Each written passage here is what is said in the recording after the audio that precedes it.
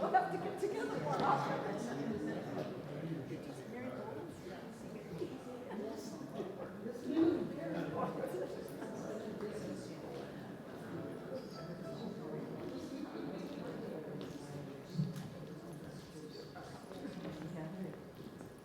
Well, I get fun.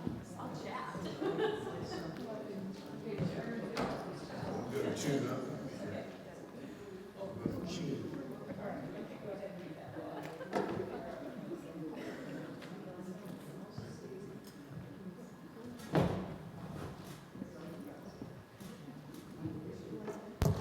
This next piece is called Tuning. Only because we care.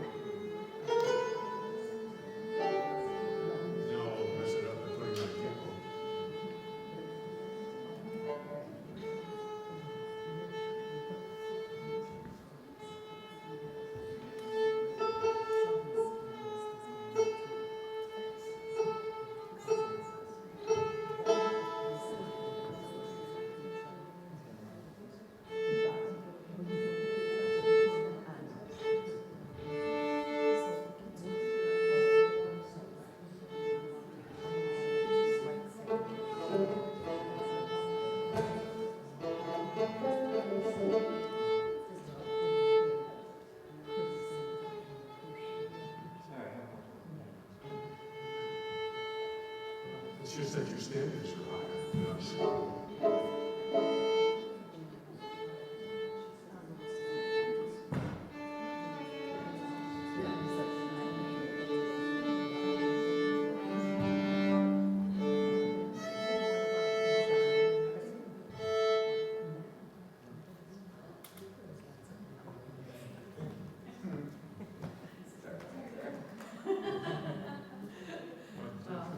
Like Phil said, we tune because we care, right?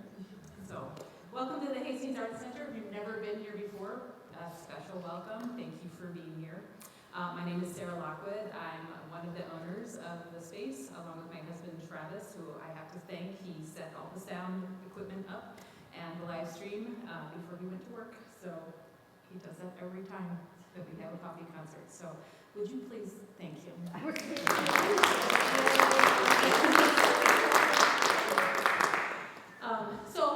Our season is coming to an end, and this is our final coffee concert of the 22-23 season. I know, it's very sad. There are a lot of concerts, free concerts in Hastings over the summer. So a lot of them are at the pavilion down by the river, so please, we will eventually get a poster on our bulletin board here in the space, but I'm pretty sure there's some websites you can go to find out the full calendar. That should be coming out very soon. It's always great to be able to go down by the river and hear some live music. So we do have one more concert after this concert on Sunday, Mother's Day, May 14th at 3 p.m. Chicago-based cellist by the name of Anita Grafe will be coming to give a wonderful recital. And I'm lucky enough to be able to collaborate with her. I'll be playing piano on a few things. She's got one solo piece as well. I'm really looking forward to putting that program with her together. And so that is our last season concert. Tickets are still available for that. They are discounted online, so if you want to purchase them before Sunday, see me afterwards. I can certainly help you do that, or definitely do that before Sunday. So, you guys ready to hear about bluegrass? Wonderful. We're so excited to have the Eclectics here today, and I'm just going to kind of let them take over because I'm not a bluegrass musician, so, but I certainly am an appreciator of it, and I'm looking forward, as are you, I'm sure, to hear about the ins and outs of bluegrass. That reminds me, please silence your phones, as this concert is being recorded. So, and please no video going on at the time too. So, please welcome the Eclectics.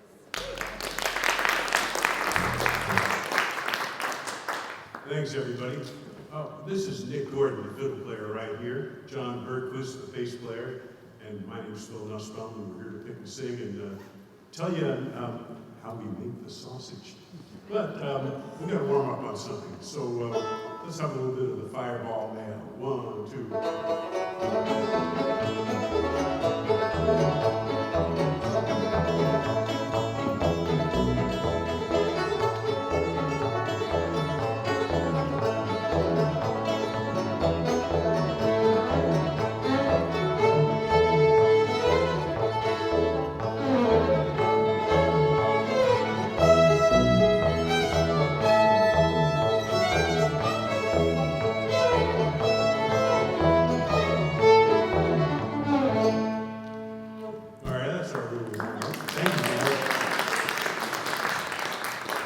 That's the Fireball Mail, and there's just certain things about bluegrass music. Well, every music style has this, conventions, so that it sounds good and so that it's fun to play. And John is our bass player, and that's really the underpinning of everything. That's true. Yes, I am indeed a bass player, and somebody may be curious if you hear these deep bass tones and see these three fairly small instruments on stage. Where's it coming from? You expect to see a big upright bass about my height, or maybe a Fender electric bass guitar longer than Phil's banjo plugged in, but this is a bass. It's a fairly new innovation called a U-bass. And the secret is in the type of strings. They're a very large diameter polymer string that can be at a fairly low tension. You get a nice deep bass tone when amplified. It sounds an awful lot like a big regular orchestral bass or bass fiddle. And a lot easier to carry around.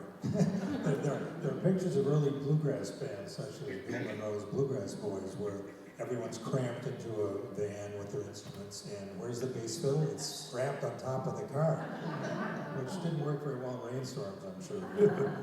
No need to do that with this instrument. Anyway, well, any type of band, somebody has to be the timekeeper. And in a lot of popular musics and country and folk, not folk so much, but rock and country and pop, it's the drummer. And bluegrass bands do not use a drummer, so that role falls on the bass player. So my main role is to just keep a steady beat. As a little aside, I'm sure many of you watched the coronation of King Charles, or at least part of it, last weekend. I was fascinated by the fact that there were something like 60 musical groups in that procession. And I heard one of the commentators in the BBC saying that every bass drummer in each group was equipped with a wireless headphone. And so it was synchronized with what's called click tracks. And each one of them was hearing that steady beat so they could stay in sync with each other, although they were up to a mile apart. And I thought that was pretty interesting. But anyway, that's what I do. In Fireball Mail, we just played briefly there. I played a very, very simple part. The bass player generally will hit use a little bit of music theory, the root note of the chord that's being played. We're in the key of A here, so I'd be playing A and just sort of toggling back and forth between tick-tock, tick-tock, just E, A, E, like that.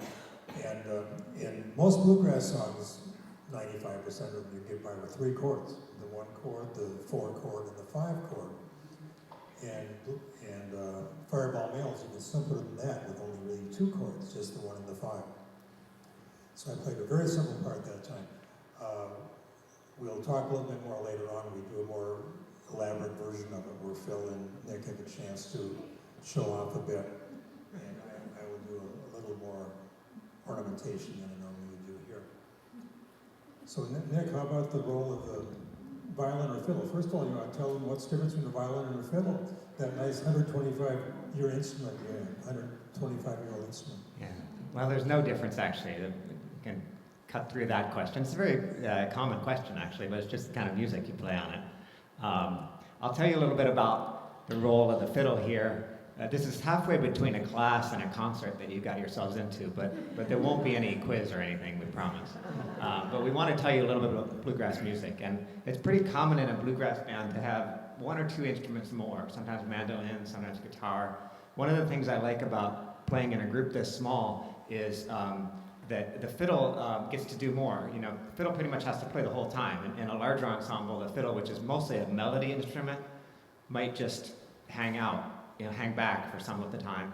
But in a group this small, especially when there's not really, especially when Phil is doing something on the banjo, you really need a full kind of rhythm section. So John talked about playing on the 1 and the 3. One of the things the fiddle might do, and you'll hear that in this song, is just play on the offbeats. So like 1, 2, 3, 4.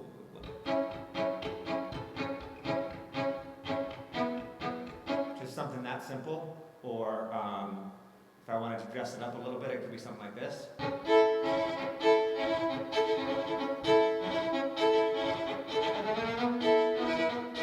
Something like that. So you'll hear me doing some of that stuff in this next song, just to provide kind of filling in the rhythm. So on the banjo, the banjo solos and plays in the background, but when you're soloing, you're playing much more complicated stuff than in the background. The idea when you're playing background is you use the same roll as when you're playing lead. So the roll is just these finger patterns. It's well, if you're thinking in terms of 2/4, they're all 8 notes, and that helps. That's part of the rhythm section of the band. And the solos stand out more. They reference the melody, but as the song goes on, you're permitted to get further away from the melody. So we'll try that Fireball Mail again, and we'll develop it a little bit more. 1, 2.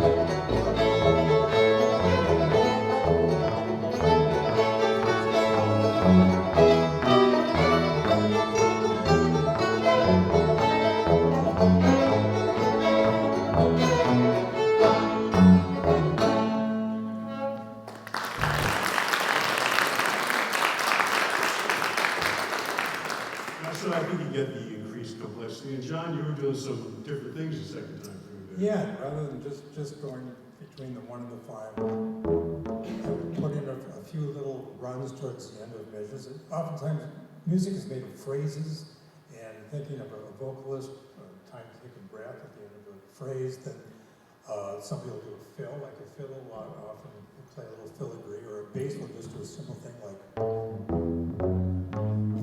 call that walking bass, walking up the notes. And sometimes I'll switch octaves instead of going the low octave, just for a little variety that way.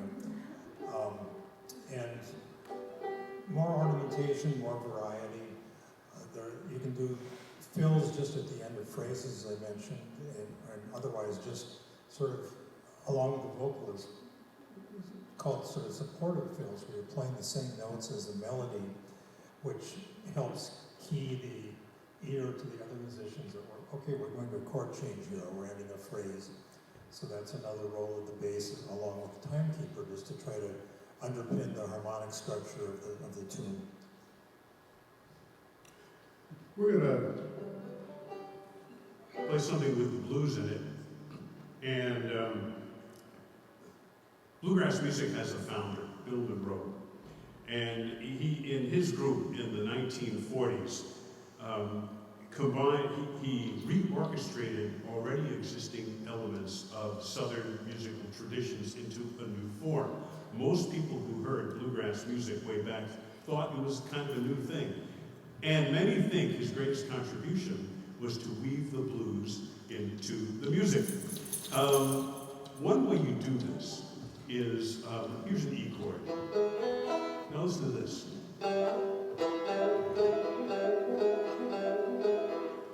Well, what you're doing there, not to get too musically geeky, is instead of playing the major third, you play the minor third and slide into the major third. So that's how you play one of the tonal things you do in playing the blues.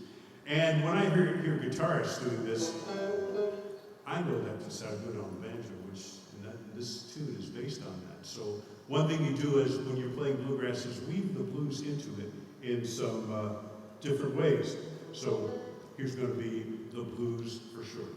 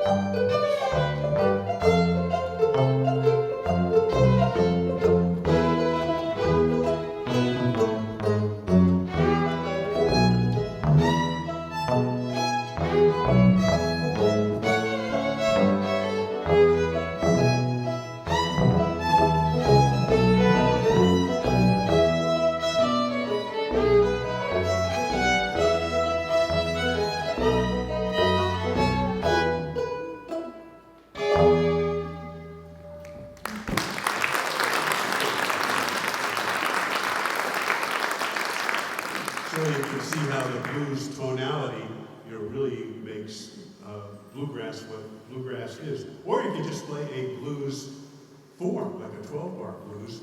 And songs like this, and we'll play the Worried Man Blues here, has a verse, a line of a verse, and then the line is repeated, and sometimes another time, and then with a line after that that sort of serves as a kicker to the first 2 or 3 sung lines.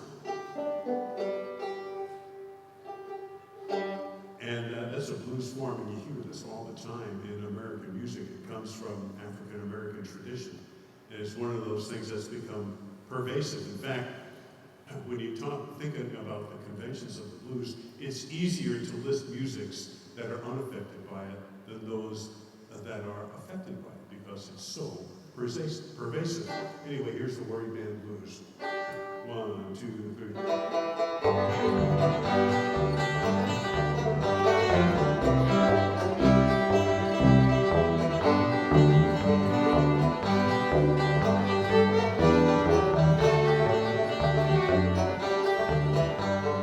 Takes a worried man to sing a worried song. Takes a worried man to sing a worried song. Takes a worried man to sing a worried song. I'm worried now, but I won't be worried long. Went to the river, I lay down to sleep. Went to the river, I lay down to sleep. Went to the river, I lay down to sleep. When I woke up, had shackles on my feet.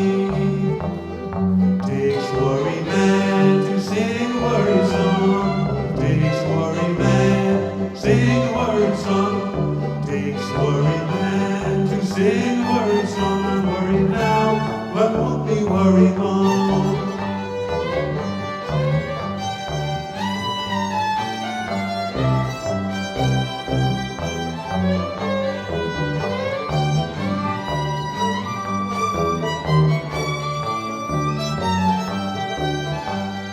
Train I ride, 13 coaches long. Train I ride, 13 coaches long. Train that I ride, 13 coaches long. The girl I love is on the train and gone. Takes a worried man to sing a worried song. It takes a worried man, sing a worried song. Takes a worried man, sing a worried song. I'm worried now, but I won't be worried long.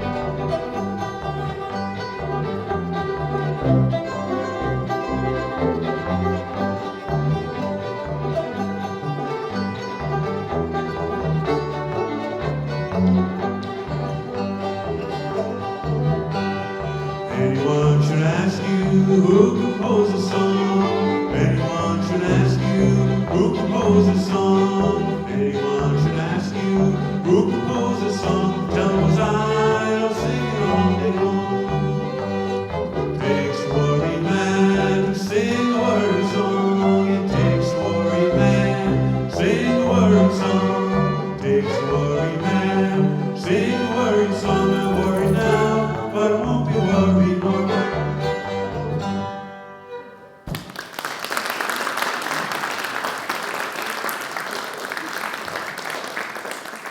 So that's a 12-bar blues called the Worried Man Blues. It's, it's all over, that type of song is all over North American music. And we're going to play something now it's called Little Maggie.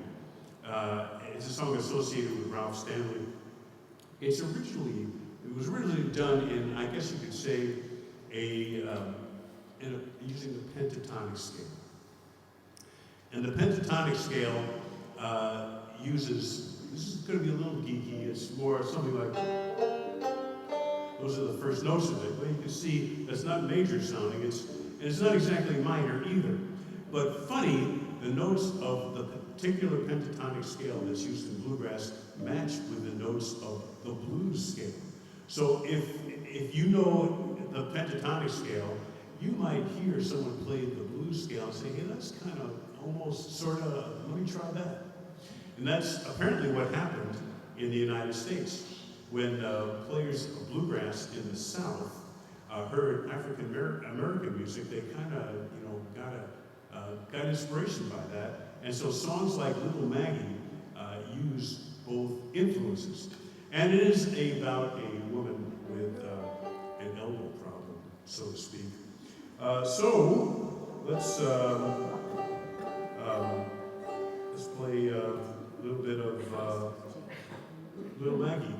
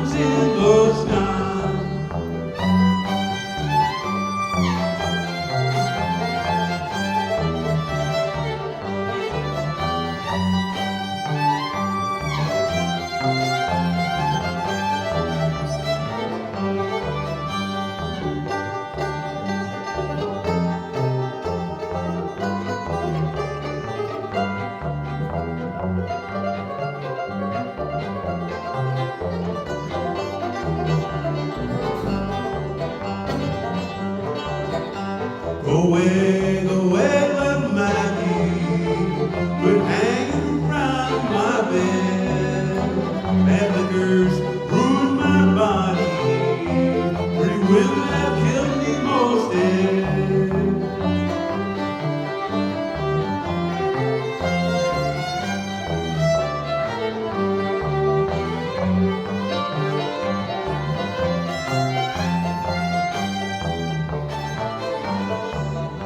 Go away, little Maggie, do the best that you can. I've got another woman, you get you another man.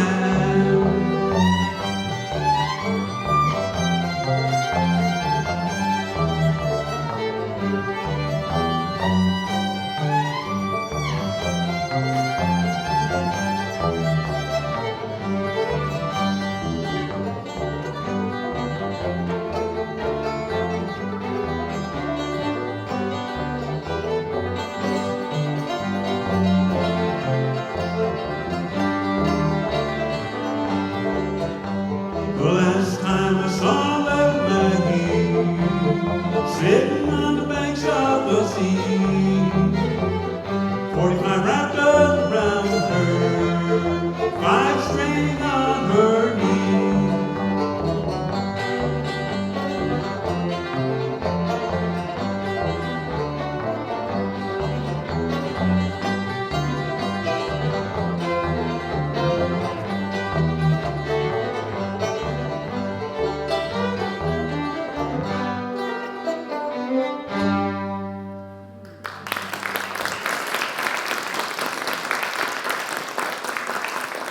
Thank you, folks. I think that's always a good example of how you start instrumentally playing the melody, but then you kind of change it as you go along. You play with reference to the melody, but not necessarily the exact sung medley.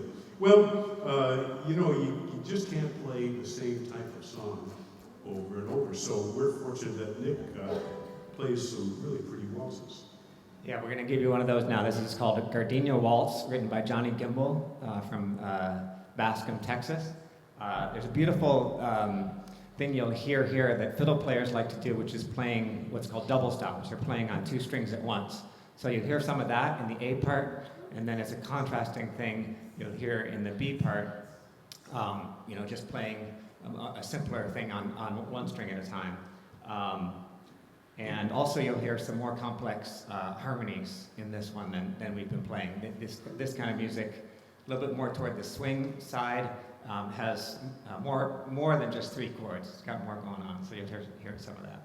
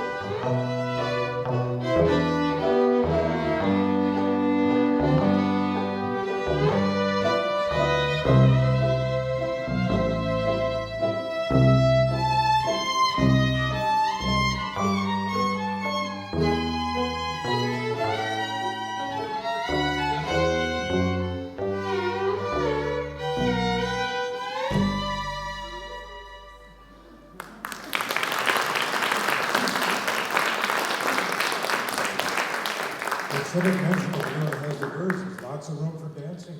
Nice waltz like that. I think we have one or two more. The Gardenia Waltz. Well, you know, bluegrass was invented in the mid-40s, but actually references music that's, especially the instrumental music, that's way older than that. And regardless, sometimes you're handed the opportunity, you really want to play something old, but you want to freshen it up a bit. So that's what we did with a tune called Ground Speed. It was composed by Earl Scruggs. All bluegrass banjo players owe a stylistic debt to Earl Scruggs. They all like to play rolls, like, here's a roll. You have a rolling motion of the fingers and you create that sound. It's melody plus other stuff, and actually there are philosophies of what the other stuff should be. But all that aside, one thing you can do to freshen things up is to inject a little humor. Now, this tune has room for musical quotes. And Earl used to play at first quotes, you know, Mary had a little lamb or Yankee Doodle. So that's where we freshen this up. All right, let's do a little ground speed.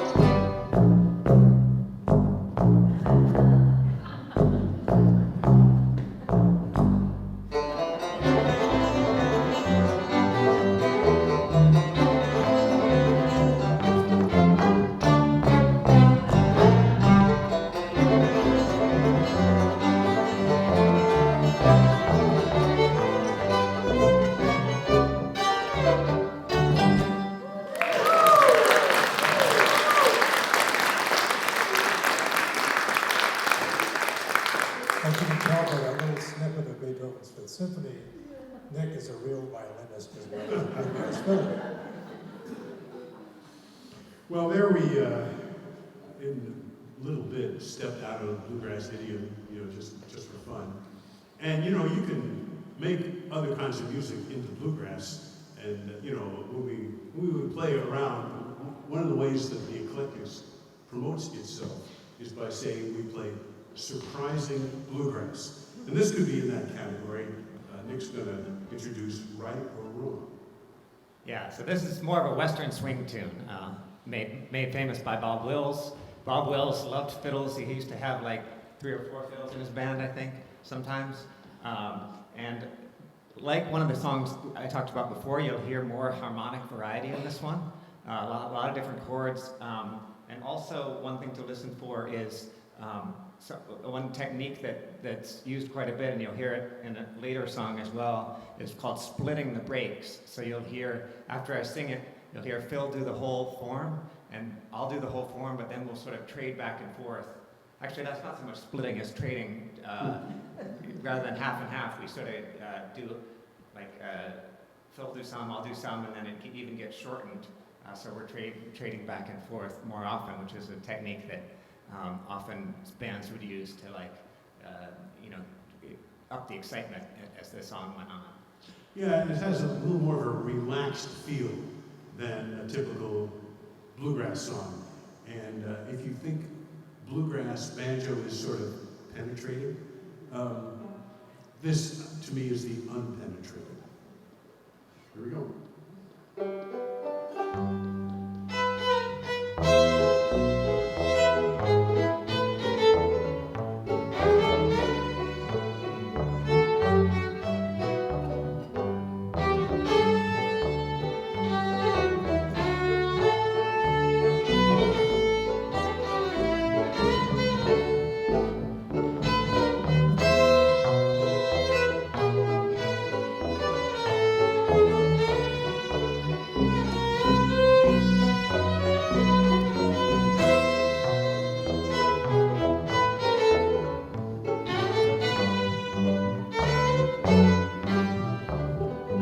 Right or wrong, I'll always love you.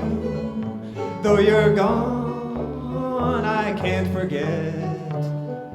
Right or wrong, I'll keep on dreaming.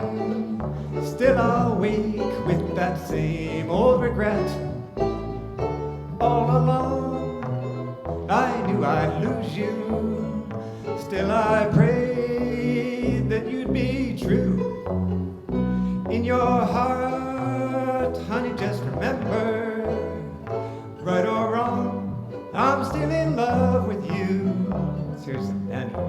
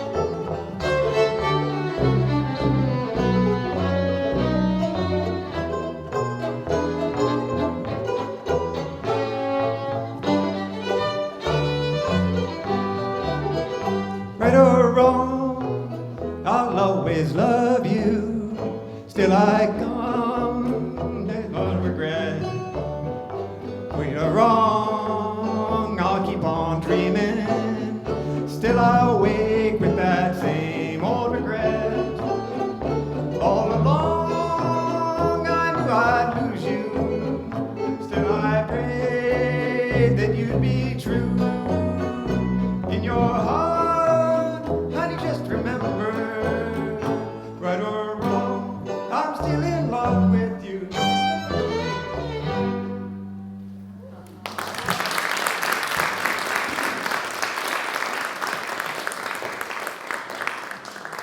A little bit of right or wrong, and split the brakes in there.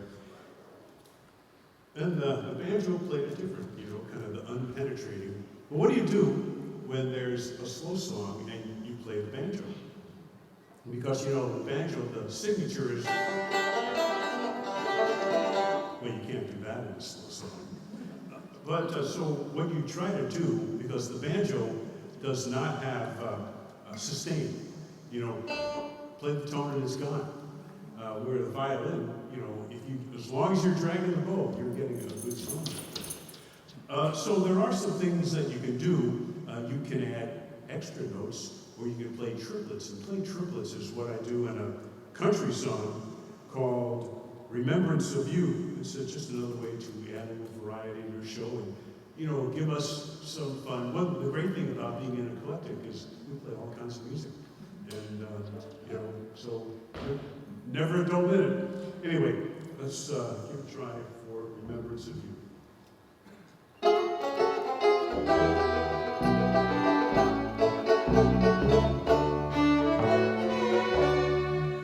I guess I will always remember the day that I found you, my love. I knew God had sent down an angel from his kingdom in heaven above. The stars seem to shine much brighter. Eternity seems to come there. I'll laugh with the memory forever. I knew that you always would care.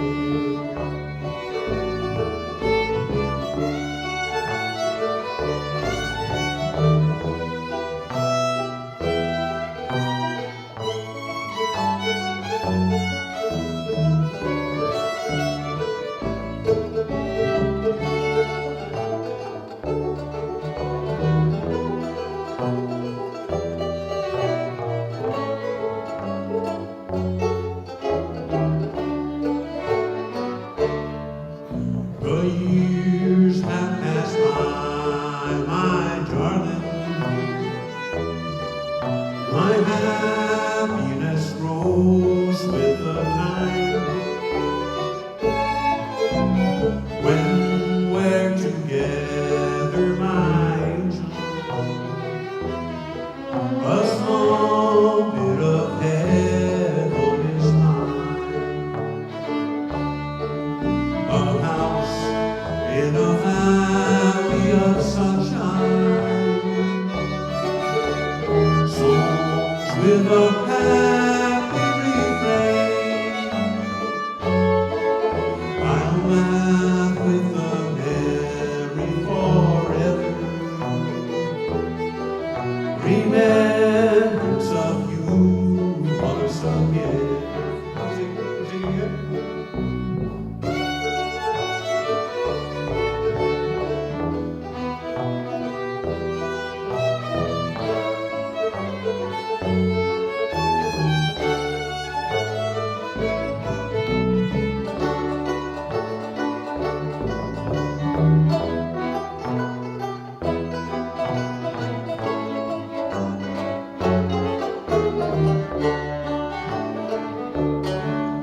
A house in a valley of sunshine,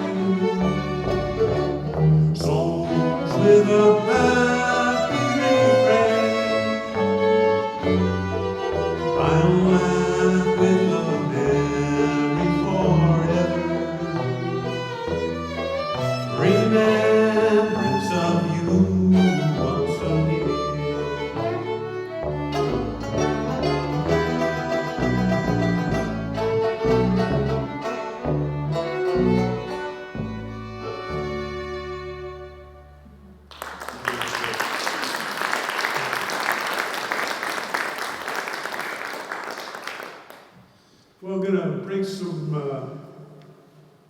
to break some rules here by playing Clinch Mountain Backstep because John's going to break a rule. Yeah, well, the rare times when the bass will take the lead at the beginning, and then I'll be playing along with the melody. I think all three of us actually the last time through when we duplicating the melody, as opposed to one instrument taking the lead and others playing backup. As Nick mentioned, he's often doing a little, what we call chucking on the 2 and the 4 of the beat. So I play the 1 and 3 because 2 and 4 we get a boom chuck, boom chuck, boom chuck. And there'll be part of that here, a little bit of though, as Phil said, we're going to be stretching the format a tiny bit. Clinch Mountain Backstep, a song associated with Ralph Stanley, another great bluegrass player. This has a bit of a little odd rhythm, what we call a crooked rhythm, where at one point there's an extra couple beats. If you're doing a straight 4/4, there's all of a sudden, where did that come from? Well, it's a couple other beats that I think were done for a dance step, done in the Appalachians. Crooked is good. It's a sign of sophistication.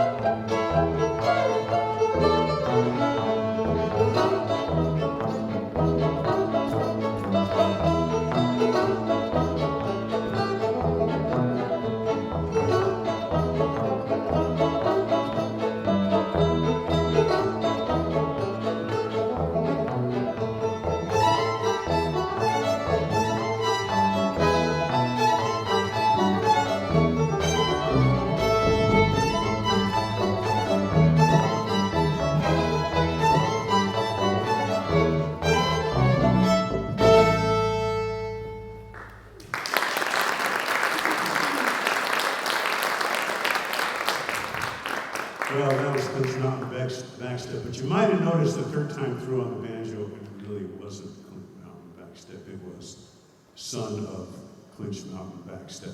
Just kind of an evolution that happened. Well, you're allowed originality, of course, and let's stick in an original. This is in honor of, this is This is in honor of the leaves coming out. It's called April Green, which of course is wishful thinking, because it's usually May. But I believe the year was 2013 when it was March. Now that was really March Madness. And this tune, the second part of the tune is an oral description of as if the green leaves popped, you know, like all at once. Like you're looking at a branch and all of a sudden the leaves are popping, you know. So anyway, the tune is called April Green. 1, 2, here we go.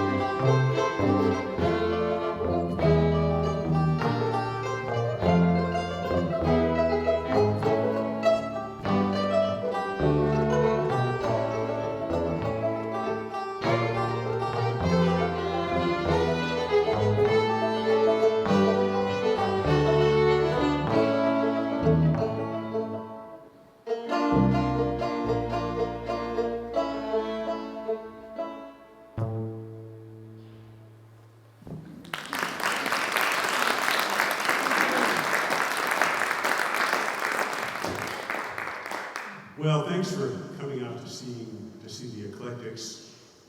You'd like to keep up with us. You know, we do have an email list. I send it, don't use it for anything else, just to send about where we're playing. So just give me something, a name and an email address, and when I get back to my computer, I'll put it on there. If you'd be interested in the banjo CD, there's some stacked up they're in here. They're in the back of the auditorium here. And they are $15 or 2 for $25 or 5 for $50. Mother's Day's coming up. Yeah.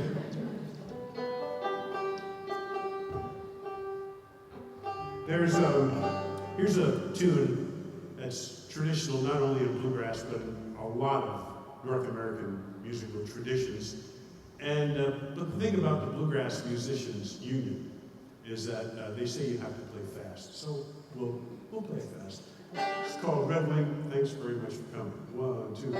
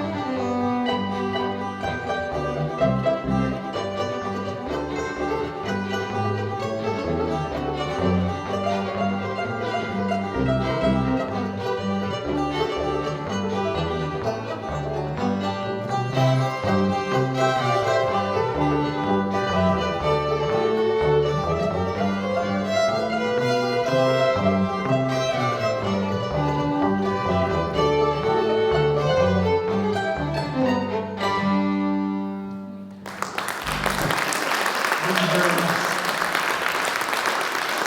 Good job, Phil. Thank you very much.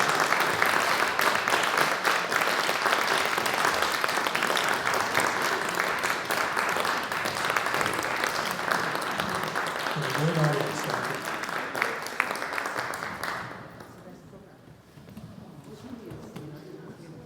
Well, I bet they have some coffee. Thank you, Sarah, for having me.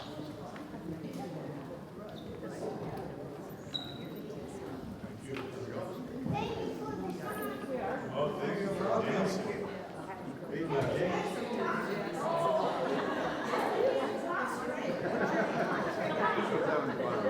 Yeah, that's my one.